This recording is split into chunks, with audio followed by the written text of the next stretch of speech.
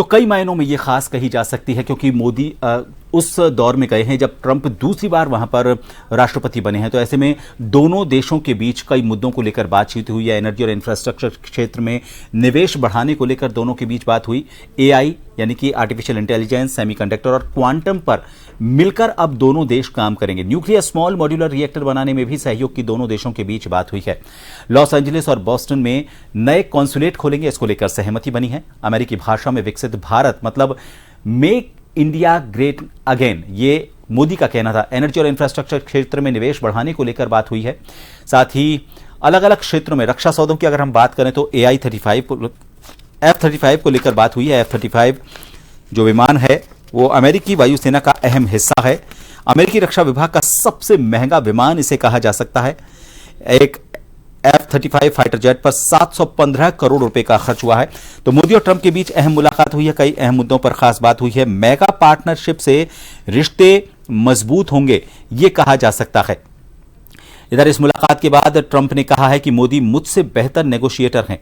भारत को F-35 fighter jet देने के लिए अमेरिका एक तरह से तैयार भी हुआ है, यह भी उन्होंने सहमति जताई है, जो अब तक बात सामने आ रही है।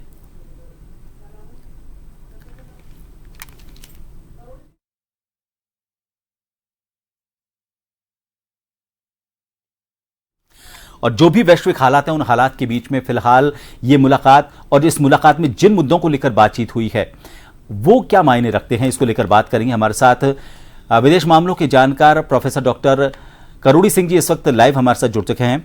डॉक्टर साहब, देखिए, ये पहले भी मुलाकात होती रही है, लेकिन अब जबकि जो वैश्विक हालात हैं, इन हालात में मोदी तीसरी बार प्रधानमंत्री बने हैं, ट्रंप दूसरी बार राष्ट्रपति बने हैं, तो एक तरह से इनको लेकर वैश्विक जो मान्यता है, उनके देश में तो मान्यता है लेकिन वैश्विक मान्यता भी बढ़ी है। ऐसे में यह मुलाकात कितना मायने रखती है अंतर्राष्ट्रीय स्तर पर, भारत के परिप्रेक्ष्य में अगर हम देखें तो?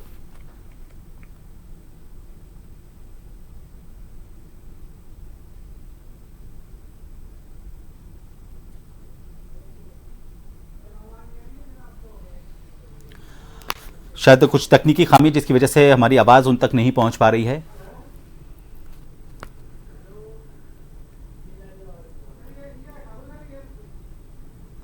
हम एक बार फिर उनसे संपर्क करने की कोशिश करेंगे। तब तक आपको बता दें कि इस मुलाकात में क्या खास रहा है। अमेरिका में पीएम मोदी ने संबोधन के दौरान कई बड़ी बातें कही हैं। अमेरिकी भाषा में विकसित भारत मतलब मेक इंडिया ग्रेटर अगेन, ये मोदी का कहना है। उन्होंने कहा कि एनर्जी और इंफ्रास्ट्रक्चर क्षेत्र में हम निवेश बढ़ाएंगे, एआई, सेमीकंडक्टर और क्वांटम पर मिलकर काम करेंगे। इधर अगर अमेरिकी राष्ट्रपति ट्रंप की बात करें तो उन्होंने भी जो अपनी बात उद्बोधन में कही है वो आपको बता देते हैं। एशिया पैसिफिक के लिए भारत अहम देश है, ये ट्रंप का कहना है। उन्होंने कहा कि भारत के साथ डिफेंस बिजनेस को हम और बढ़ाएंगे। भारत को जो तेल और एनर्जी सप्लाई होनी है उसको लेकर सहमति बनी है। एआई डेवलपमेंट के लिए मिलकर काम करने की बात कही गई है। आतंकवाद के खिलाफ कार्रवाई पर दोनों देश सहमत हुए हैं। सीमा के दूसरी तरफ पैदा होने वाले आतंकवाद पर ठोस कार्रवाई को लेकर भी दोनों के बीच बातचीत हुई है।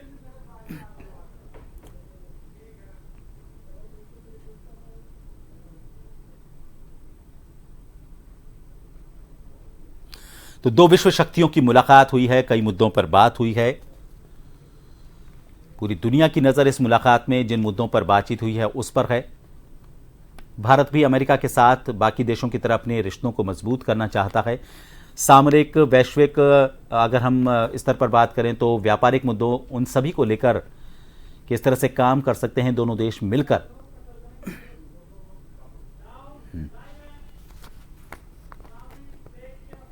और डॉक्टर करुड़ी सिंह जी हमारे साथ अब जुड़ चुके हैं।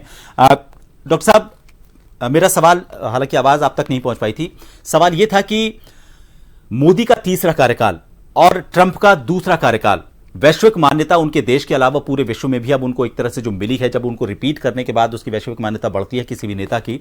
ऐसे में अब मुलाकात हुई है इन दो विश्व शक्तियों की, क्या मायने इस मुलाकात के हो सकते हैं और क्या लगता है दोनों देशों के बीच में, दोनों राष्ट्राध्यक्षों के बीच में जो जिन जिन मुद्दों को लेकर बात हुई है, भारत कितना तेजी से आगे बढ़ता हुआ नजर आएगा इस मुलाकात के बाद? देखिए, ऐसा है कि इसमें जो बातचीत हुई उसमें जो औपचारिक रूप से स्वागत सत्कार हुआ और लोकाचार हुआ, अगर उसको हम एक साइड में रख दें, वो एक प्रोटोकॉल होता है।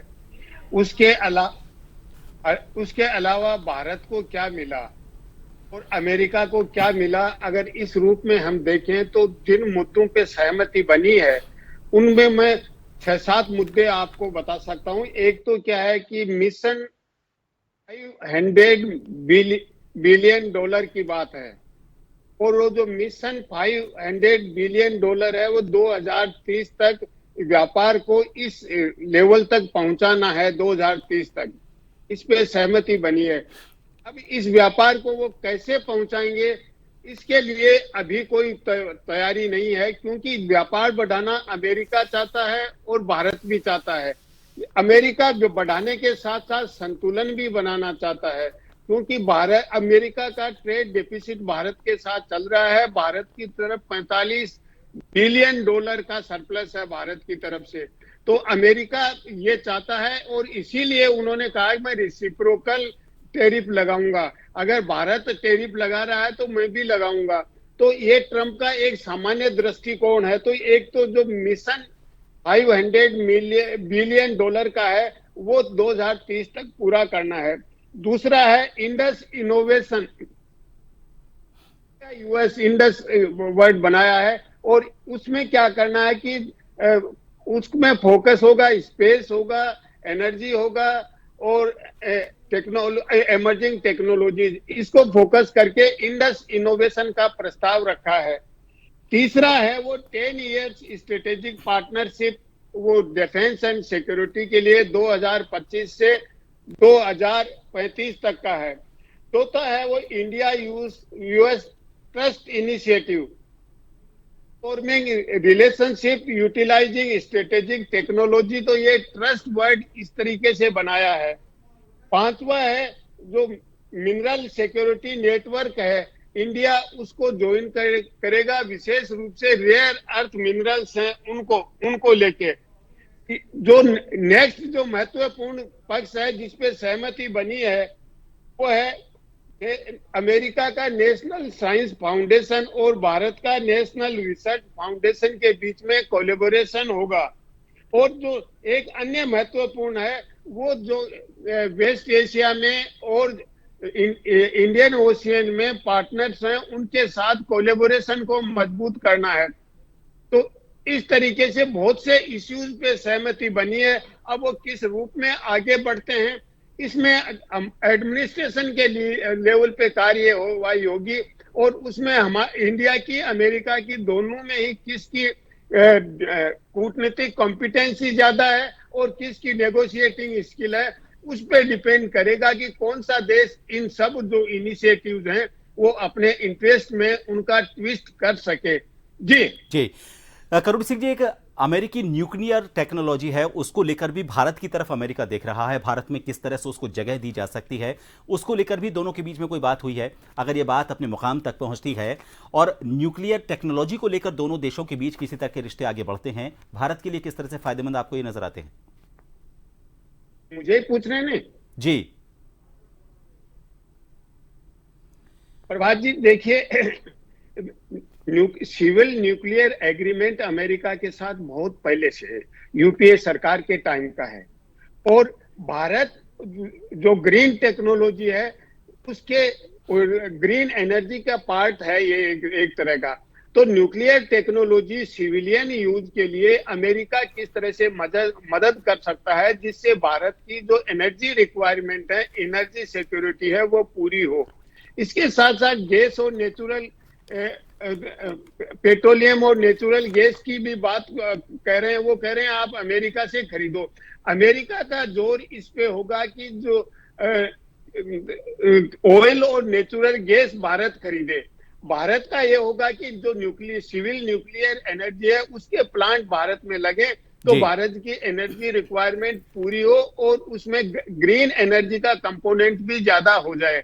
तो अमेरिका और भारत में यहाँ थोड़ा सा डिफरेंस हो सकता है। अमेरिका का दबाव ये होगा कि oil and natural gas Bharat खरीदे, और भारत का इंटरेस्ट ये होगा कि सिविल न्यूक्लियर प्लांट है वो लगाए और उससे भारत अपनी एनर्जी सिक्योरिटी पूरी कीजिए। जी प्रभात जी। चलिए, बिल्कुल आपने सही कहा कि चीजें पुरानी हैं, लेकिन जब रिश्ते आगे बढ़ते हैं, जब राष्ट्राध्यक्ष बदलते हैं तो उनका काम करने का अलग तरीका होता है। उसके साथ अब इन रिश्तों को और कितना मजबूत किया जाए, ये बड़ा महत्वपूर्ण होता है। तो ऐसे में न्यूक्लियर जो टेक्नोलॉजी है उसको लेकर दोनों देशों के बीच काफी महत्वपूर्ण इस मुलाकात को